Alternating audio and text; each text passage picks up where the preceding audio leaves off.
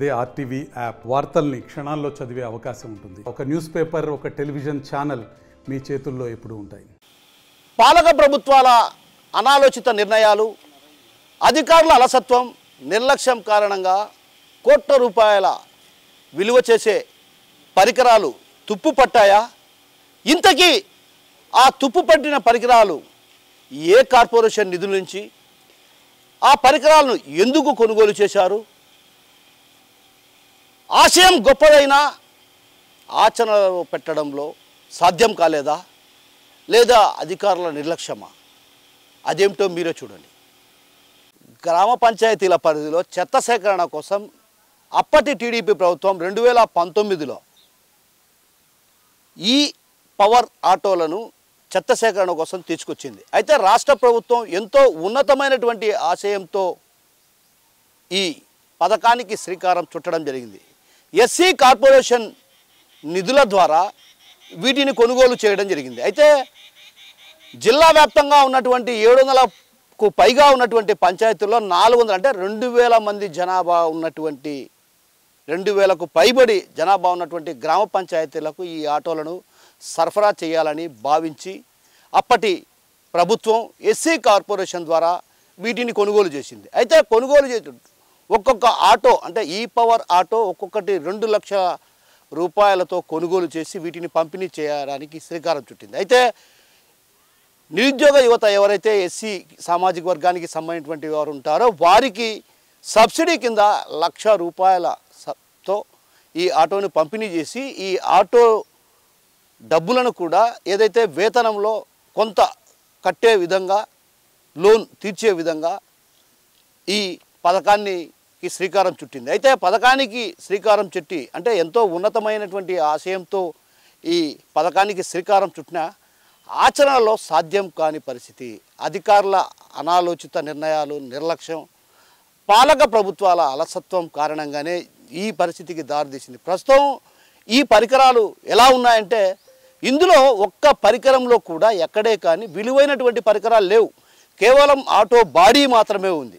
వీటిలో ఉన్నటువంటి విలువైన పరికరాలు, బ్యాటరీలు కావచ్చు, ఇతరత్రా ఏవైతే ఉన్నాయో అవన్నీ కూడా మాయమయ్యాయి. అంటే తొలుత ఇవి కడప కలెక్టరేట్ ఆ పరిసర ప్రాంతాల్లో ఉండేవి. వాటిని నిత్యం అక్కడికి వచ్చేటువంటి వాళ్ళు ఈ పరికరాల గురించి అడగడం, ఆరా తీయడం వంటి పరిణామాల నేపథ్యంలో అప్పటి జగన్ ప్రభుత్వంలో ఈ ఆటోలను కడప నగరానికి దూరంగా ఉన్నటువంటి కడప నగర పరిధిలోనే నగర శివార్లలో ఉన్నటువంటి మహిళా ప్రాంగణం వద్దకు తరలించారు. అయితే వీటికి తరలించిన తర్వాత వీటికి రక్షణ కరువైంది.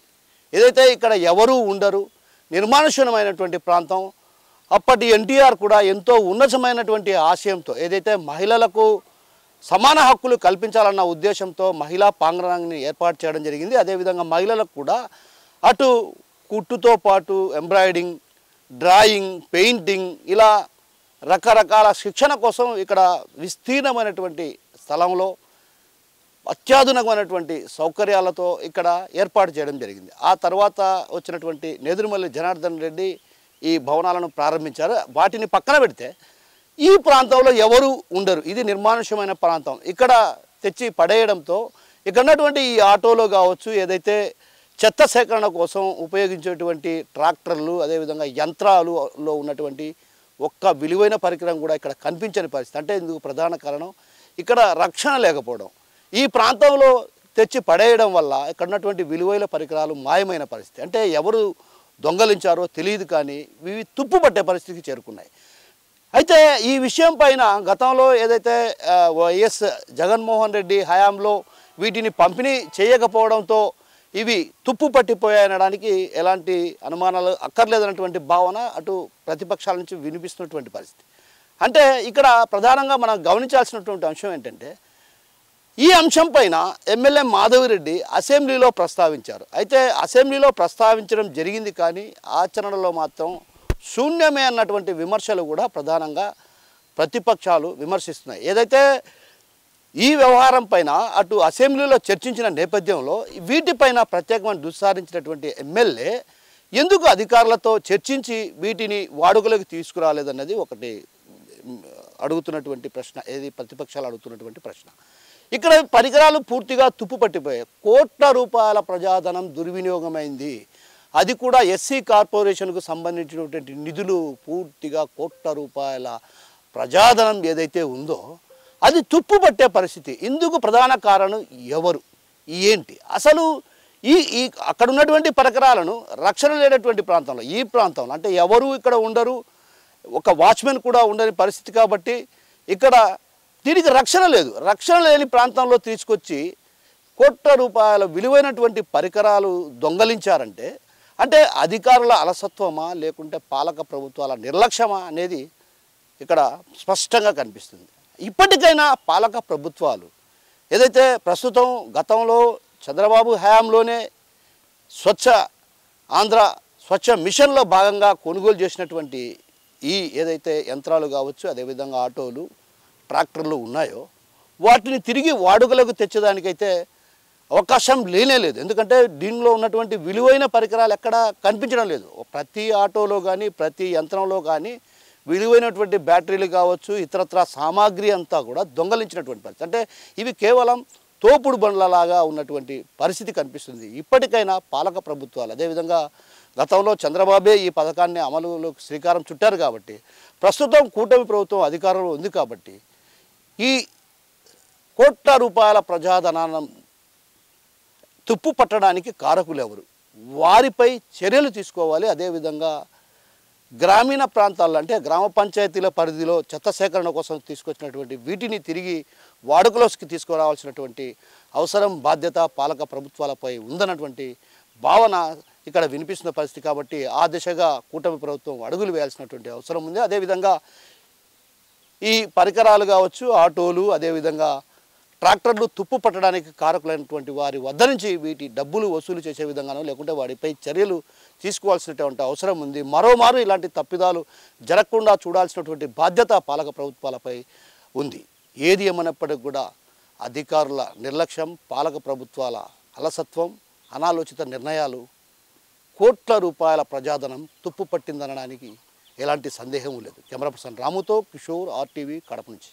కడప జిల్లాలో ప్రధానంగా స్వచ్ఛ మిషన్కి సంబంధించి స్వచ్ఛ భారత్ పరిధిలో అనేక రకాలకు సంబంధించినటువంటి ఈ వాహనాలన్నీ కూడా ఇవ్వడం జరిగింది. జిల్లాలో, నగరంలో పరిశుభ్రంగా ఉండాలి, మున్సిపల్ పట్టణాలు బాగుండాలని చెప్పి ఎస్సీ, ఎస్టీ, బీసీ కొన్ని మైనారిటీకి సంబంధించినటువంటి నిధులకు సంబంధించి కేటాయించి ఇక్కడ తీసుకొచ్చి పెట్టినారు. ఇవి చాలా నిరుపయోగంగా ఉన్నాయని చెప్పి మేము CITగా భావిస్తా ఉన్నాం.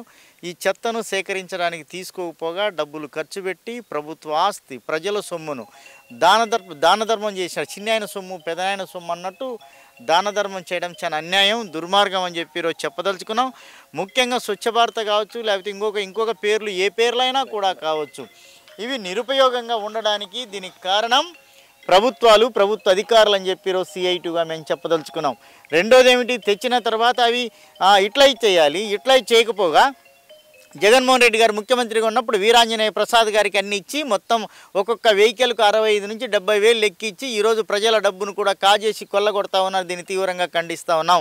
ఇట్లాంటి ప్రజల ఆస్తి, సొంత సొమ్ము ఏమైనా ఖర్చు పెట్టుకోవచ్చు, ఏమైనా దారదత్తం చేసుకోవచ్చు, ఎవరు అబ్జెక్షన్ చెప్పరు. ప్రజల ఆస్తి, ప్రజలకు జవాబుదారితనం, రెస్పాన్సిబిలిటీ ఉండాల్సినటువంటి అవసరం అని చెప్పి ఇది ప్రభుత్వాలకు సరైనటువంటి రూపంలో ఆలోచన చేయాలని చెప్పి CITగా చెప్పదలుచుకున్నాం. కాబట్టి ఇట్లాంటి అవకాశం లేకుండా, ఇట్లాంటి వాటికి ఛాన్స్ లేకుండా, ఇబ్బంది లేకుండా ఇప్పటికైనా ఇట్లా చేయడానికి ప్రయత్నం చేయాలి. అంతేకాకుండా ఎవరైతే ప్రభుత్వ ఆస్తిని కాజేసినారో లేకపోతే వేస్ట్ చేసినారో వాళ్ళ మీద క్రిమినల్ కేసులు పెట్టి చర్యలు తీసుకోవాలని చెప్పి ఈరోజు చెప్పదలుచుకున్నాం. దానికి ప్రజలకు సమాధానం చెప్పాలని చెప్పి మీ ద్వారా ప్రత్యేకంగా CITగా విజ్ఞప్తి చేస్తూ ఉన్నాం. కడప జిల్లా, కడప నగరంలోని మహిళా ప్రాంగణంలో దాదాపు 2018లో అప్పటి రాష్ట్ర ప్రభుత్వం చంద్రబాబు నాయుడు గారు పంచాయతీరాజ్ శాఖ నుండి SC, ST సబ్-ప్లాన్ కింద ఈ పారిశుద్ధ్యాన్ని మెరుగుపరచడానికి స్వచ్ఛ భారత్ కింద సెంట్రల్ గవర్నమెంట్ అండ్ రాష్ట్ర ప్రభుత్వం భాగస్వామ్యంతో కోట్ల రూపాయలు వెచ్చించి ఆటోలను, అలాగే JCBలను, ట్రాక్టర్లను కొనడం జరిగింది. 2018లో చంద్రబాబు నాయుడు కొనిన తర్వాత SC, ST పంచాయతీరాజ్ శాఖలో పనిచేసే మున్సిపాలిటీలు, అలాగే పంచాయతీలో పనిచేసే దళిత వర్గానికి సంబంధించి ఇవన్నీ ఉపయోగంలోకి తీసుకురావాల్సిన ఆవశ్యకత ఉన్నప్పటికీ అప్పుడు 2019లో ఎలక్షన్లు జరగడం వల్ల ఇవి పంపిణీ చేయలేకపోయారు. ఆ తర్వాత వచ్చిన వైఎస్ఆర్ కాంగ్రెస్ పార్టీ జగన్ ప్రభుత్వం వీటిని తెలుగుదేశం ప్రభుత్వం కొనింది, వారికి పేరు వస్తుందనే కారణంతో దాదాపు కోట్లు వెచ్చించి పంచాయతీ శాఖ ద్వారా కొన్ని స్వచ్ఛ భారత్ కింద కొన్ని ఈ యంత్రాలను ఉపయోగంలోకి తీసుకురాకుండా పక్కన పడేయడం జరిగింది. వైఎస్ జగన్మోహన్ రెడ్డి గారి ప్రభుత్వం 5 ఏళ్ళు గడిచిపోయింది. మళ్ళీ ఇప్పుడు తెలుగుదేశం ప్రభుత్వం వచ్చింది. ఇప్పటికి కూడా కోట్ల రూపాయలు వెచ్చించి కొన్న జేసీబీలు కానీ, ఆటోలు కానీ, అలాగే ట్రాక్టర్లు కానీ ఇప్పటికీ ఉపయోగంలోకి రావడం లేదు. ఇవి తుప్పు పట్టిపోతున్నాయి. ఇక్కడ లోకల్గా ఉండే దొంగలు వీటిలో బ్యాటరీలు, విలువైన సామాన్లు దొంగలించడం జరుగుతుంది. గతంలో ఈ కూటమి ప్రభుత్వం వచ్చినప్పుడు ఇక్కడ ఉండే ప్రజా సంఘాలుగా, అలాగే దళిత హక్కుల పోరాట సమితిగా దళితులకు ఇవి ఉపయోగపడాలని చెప్పి మీడియా ద్వారా పత్రికల్లో వేయించడం జరిగింది. కొత్తగా గవర్నమెంట్ వచ్చినప్పుడు ఎమ్మెల్యే గారు కూడా స్పందించాలని కోరడం జరిగింది. ఆమె ఈ మధ్యకాలంలో అసెంబ్లీలో కూడా వీటి గురించి ప్రస్తావన తీసుకురావడం జరిగింది. మేము దళిత హక్కుల పోరాట సమితిగా మేడంను అభినందిస్తున్నాం. అట్లాగే అంతటితో ఈ విషయాన్ని వదలకుండా జిల్లా కలెక్టర్ గారి దృష్టికి, అలాగే సంబంధిత అధికారుల దృష్టికి పోయి రాష్ట్ర ప్రభుత్వం ద్వారా వెంటనే వీటన్నింటినీ కూడా మరమ్మతులు చేసి వీటిని కొత్తగా చేసిన జేసీబీ, ట్రాక్టర్లు, ఆటోలను ఉపయోగంలోకి తీసుకొచ్చి స్వచ్ఛ భారత్కు అలాగే పారిశుద్ధ్యం మెరుగుపరచడానికి ఈ జిల్లాలో ఇవి ఎంతగానో ఉపయోగపడతాయి. లోకల్గా ఎమ్మెల్యే గారు వెంటనే వీటి మీద దృష్టి పెట్టాలని కోరుతున్నాం. రాష్ట్ర ప్రభుత్వం కూడా వీటిపైన ఖచ్చితంగా దృష్టి పెట్టి తొందరగా చేయాలని, లేకపోతే ఇవి నిరుపయోగంగా టైర్లు మొత్తం తుప్పు పట్టిపోయి రిమ్ములు అన్నీ పాడైపోయే అవకాశాలు పూర్తిగా కనిపిస్తున్నాయి. ఎండకు వానకు ఎండుతూ ఇవి కోట్ల రూపాయలు ప్రజాధనం దుర్వినియోగం అవుతుంది. ఇప్పటికైనా రాష్ట్ర ప్రభుత్వం వీరి తెలుగుదేశం ప్రభుత్వంలో తీసుకున్న యంత్రాలు కావున వీరు ప్రత్యేక దృష్టి పెట్టి వీటిని పంపిణీ చేసి పారిశుద్ధ్యాన్ని మెరుగుపరచడానికి వేల రూపాయలు ఉపయోగంలోకి తీసుకురావాలని ఈ సందర్భంగా రాష్ట్ర ప్రభుత్వాన్ని విజ్ఞప్తి చేస్తున్నాం. అలాగే కడప నియోజకవర్గ ఎమ్మెల్యే గారు కూడా కలెక్టర్ గారితో మాట్లాడి వెంటనే రాష్ట్ర ప్రభుత్వంతో మాట్లాడి వీటిని ఉపయోగంలోకి తీసుకురావాలని ఈ సందర్భంగా మీడియా ద్వారా విజ్ఞప్తి చేస్తున్నాం. ఇక్కడ కడప చౌటపల్లి మహిళా ప్రాంగణం దగ్గర ఉన్నాం.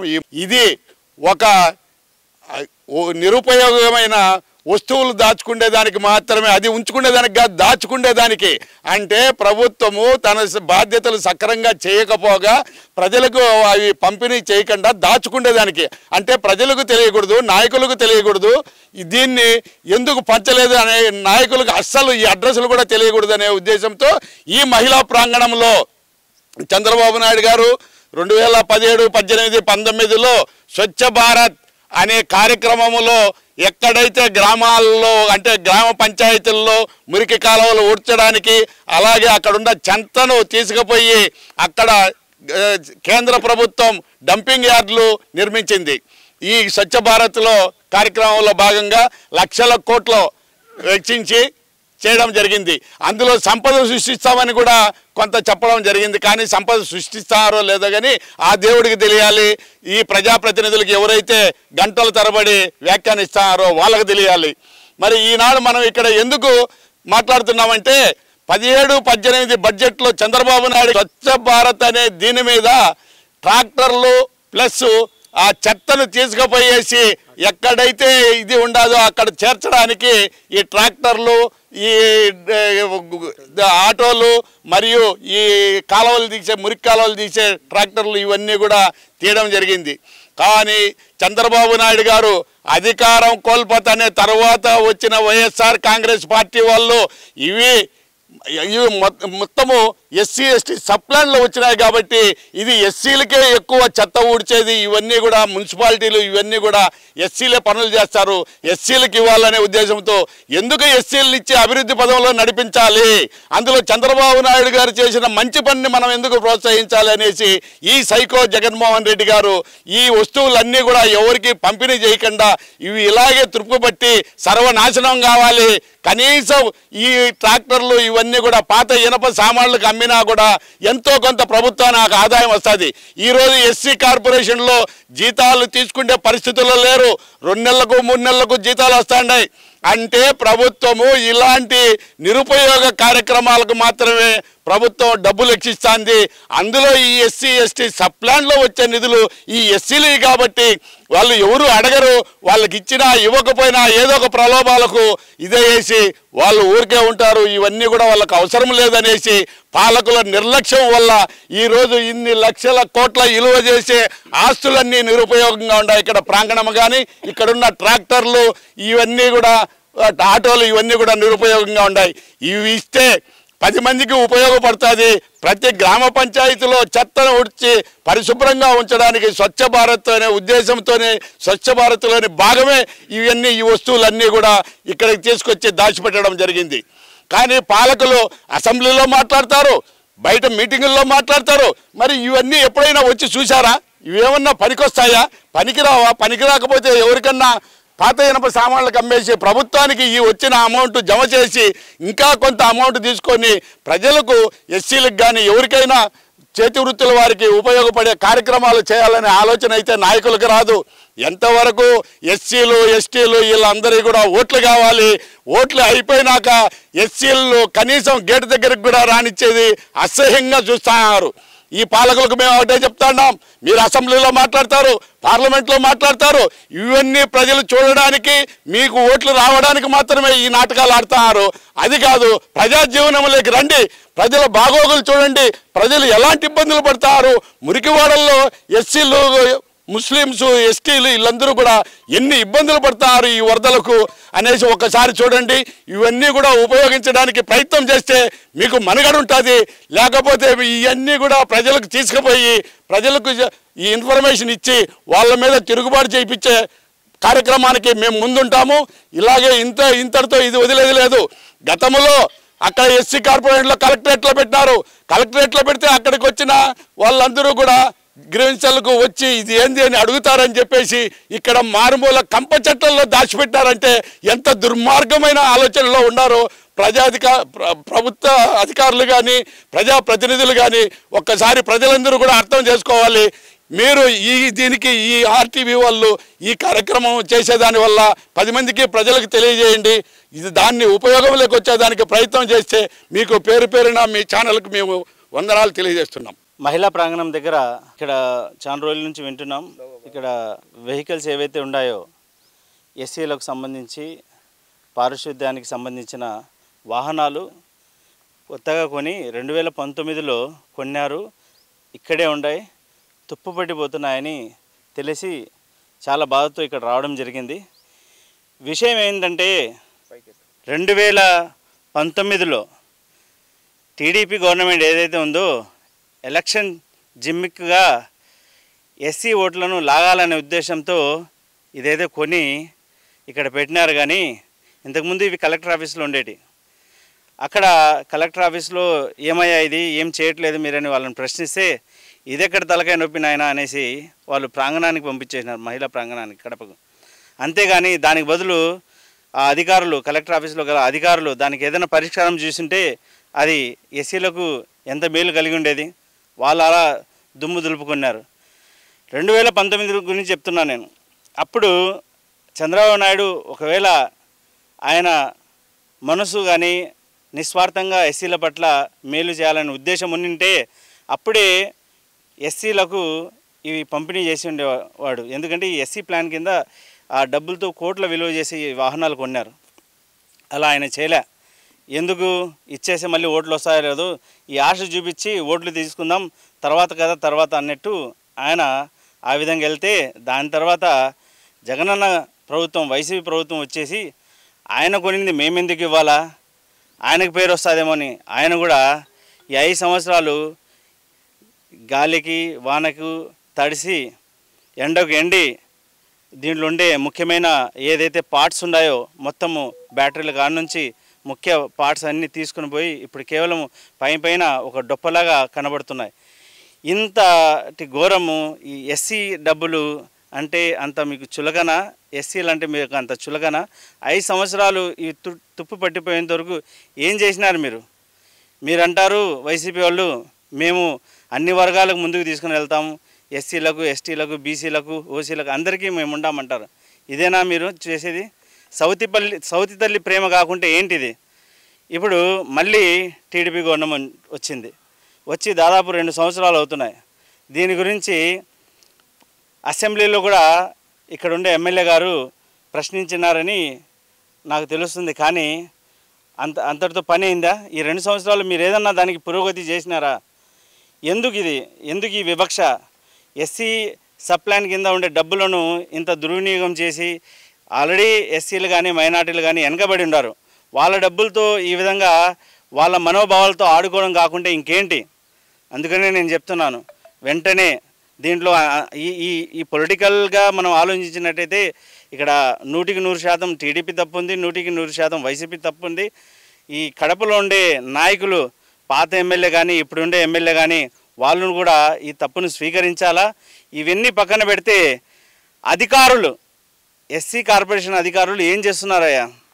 మీరుండేది ఎస్సీ కార్పొరేషన్ ఉండేది, మీరుండేది ఎస్సీల కోసం, వాళ్ళ ఉపాధి కోసం, వాళ్ళ నిరుద్యోగం కోసం వాళ్ళు ముందుకెళ్ళాలా, సమాజంలో వెనకబడి ఉండాలని ఒక చిన్న మనసులో ఒక చిన్న మీకు ఉద్దేశం ఉన్నప్పటికీ, 1% ఉన్నప్పటికీ ఇన్ని సంవత్సరాలు, దాదాపు 7-8 సంవత్సరాలు దీన్ని తుప్పు పట్టే విధంగా మీరు చేయగలరా? ఈ కలెక్టర్ కానీ, ఇప్పుడుండే కలెక్టర్ కానీ ఎంబడే స్పందించాలా, ఆయన కూడా దీన్ని బాధ్యత వహించాలా. కలెక్టర్ ఆఫీస్ కా నుంచి ఎస్సీ కార్పొరేషన్ ఆఫీస్ కా నుంచి అందరూ దీన్ని వెంబడే, అదేవిధంగా ఇప్పుడుండే ఎమ్మెల్యే గారు కూడా వెంబడే స్పందించి దీనిపైన తగిన చర్య తీసుకొని ఈ డబ్బు ఏదైతే ఉందో ఎస్సీలది దుర్వినియోగం ఏందో దానికి తగిన పరిష్కారము, మరియు నిరుద్యోగ యువత కోసం ఇది ఏదైతే తెచ్చినారో వాళ్లకు దీనికి ఇది పోయిందిలే ఇంకేం చేయలేము అని చేతులు దులుపుకోకుండా దానికి పరిష్కారం వైపు ఎంత డబ్బు అయితే వాళ్ళకు లాస్ ఏందో దానికి తగినట్టు విధంగా వాళ్ళకు బడ్జెట్ ఏదైనా అలకేట్ చేసి మళ్ళీ తిరిగి వాళ్ళకు న్యాయం కల్పిస్తారా? ఇప్పుడు ఏమైనా చేయగలరా? వీటన్నిటిని మీరు సమాధానం చెప్పాల్సిన అవసరం ఎంతైనా ఉంది. ప్రజలు గమనిస్తున్నారు. వెంబడే అధికారులు, కలెక్టర్ ఆఫీసు, ఎస్సీ కార్పొరేషన్ అధికారులు, అదేవిధంగా ఇప్పుడుండే ఎమ్మెల్యే గారు కూడా స్పందించాలా. పాత ఎమ్మెల్యే అంజద్ బాషా గారు కూడా సిగ్గుపడాలా ఈయన చేసిన పని. ఇవన్నీ ప్రజలు గమనించాలని నేను మరీ కోరుకుంటున్నాను. మరిన్ని వీడియోస్ కోసం ఛానల్ ని సబ్స్క్రైబ్ చేయండి. లేటెస్ట్ అప్డేట్స్ కోసం వాట్సాప్ ఛానల్ ని ఫాలో చేయండి. అండ్ లింక్ డిస్క్రిప్షన్ లో ఉంది.